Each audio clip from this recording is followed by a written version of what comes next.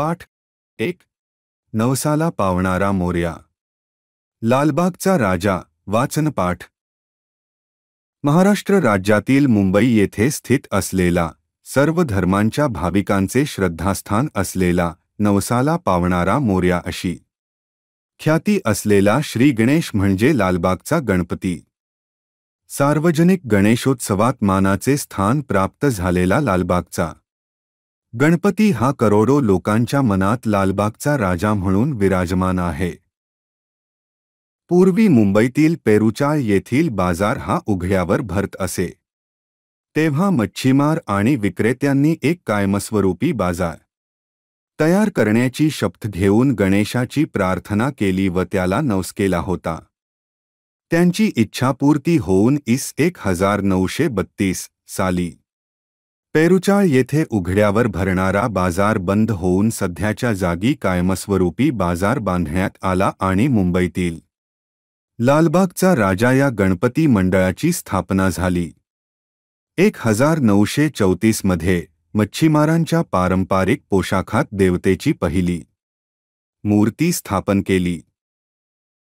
नंतर 1935 पासून कांबळी कुटुंबीय या मंडळासाठी मूर्ती बनवत आहे. त्या काळात मंडळ गणरायाच्या मूर्तीस निरनिराळ्या नेत्यांची रूपे देत असे. 1947 साली देश स्वतंत्र झाला. त्यावेळी जनतेस झालेला आनंद शब्दात व्यक्त करणे शक्य नाही. त्या वर्षी मंडळाने पंडित जवाहरलाल नेहरू यांच्या वेशात श्रीची मूर्ती बैलगाडीत विराजमान झालेली दाखवली होती. 1948 साली महात्मा गांधी यांची हत्या झाली, तेव्हा त्यांच्या वेशभूषेत मूर्तीचे रूप साकारण्यात आले. सध्या लालबागच्या राजाच्या मूर्तीची रचना ही सडपातळ चेहरा असलेली गणेशाची सिंहासनावर विराजमान असलेली शिल्पकृती आहे.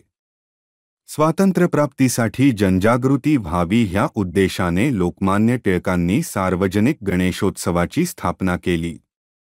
तोच उद्देश त्यावेळच्या कार्यकर्त्यांनी नजरेसमोर ठेवून धार्मिक कार्याबरोबरच समाज जागृती करण्याचे महत्त्वाचे कार्य हाती घेतले.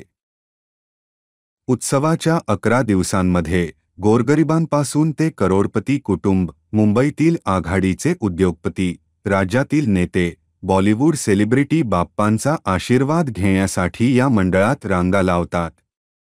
अनंत चतुर्दशीला भव्य मिरवणूक काढून गिरगाव चौपाटीवर बाप्पांचे विसर्जन केले जाते.